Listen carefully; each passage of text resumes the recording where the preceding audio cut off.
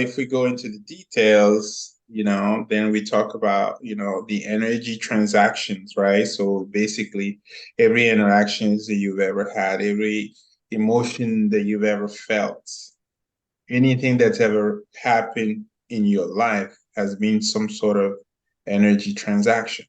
So you're either on the receiving end of it or you are the giving end of it. And energy can be charged either positively or negatively, right? So these negatively charged types of energy clusters, they tend to plague your existence. They tend to create these bottlenecks that prevent you from having a fulfilling life. Why is it so important to find that impetus moment, the moment when it first happened, the moment where all of this stems from? Yeah. Well, Why? usually it's more than one thing, right? And the why it's important is because energy can be positively charged or negatively charged. So the idea is to identify that energy cluster and reverse its polarity, right? So you cannot pinpoint that energy cluster and reverse the polarity if you don't know where it lives. That's why you have to retrace your steps. We have to retrace your steps and find the bed where the energy cluster is embedded in, the effect it's having, understand it, acknowledge it, and intentionally reverse that into something positive. What are some examples of the effects that a negative energy cluster can have on people? If we want to talk about it in terms of trauma, right? Because trauma is the source of most of these issues, right? So what does trauma do to you? It changes your perspective on life. It changes the way you relate to people. It changes, this is the most important part, it changes the way you relate to yourself. Because technically, everything comes down to your relationship with yourself, right?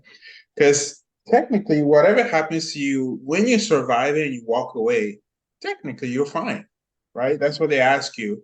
Are you okay? Yes, I'm okay. Are you walking? Are you breathing? So technically, physically, you're okay.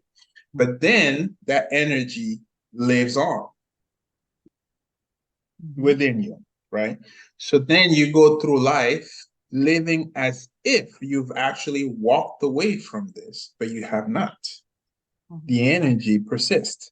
So the point is to go back and look at this situation and say, this is exactly what happened to me. What this, like, how was I before this event and how am I now? And then you see exactly how that particular event changed you, right? So it will change your behavior. It will change the way you relate to people. It will change your decision-making processes, right? It would affect the choices that you make in life, right? It will affect your overall sense of satisfaction in life.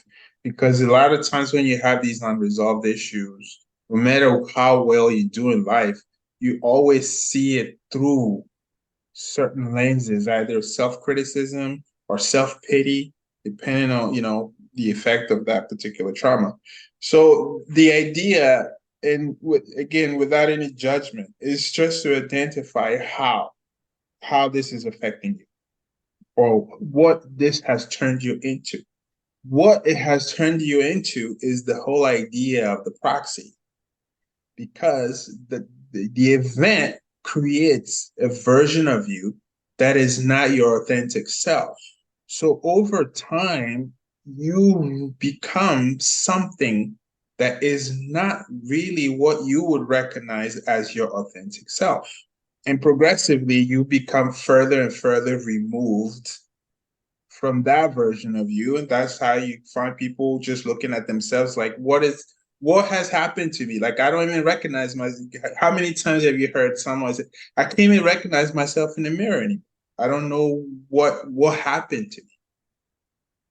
And that's how it happens. The more of these events, it always has, domino effects where one thing leads to another, then leads to another one. Then at some point, you just lose track, right? But you just know that somewhere deep inside, you lost touch of that pureness of you that you used to have once upon a time.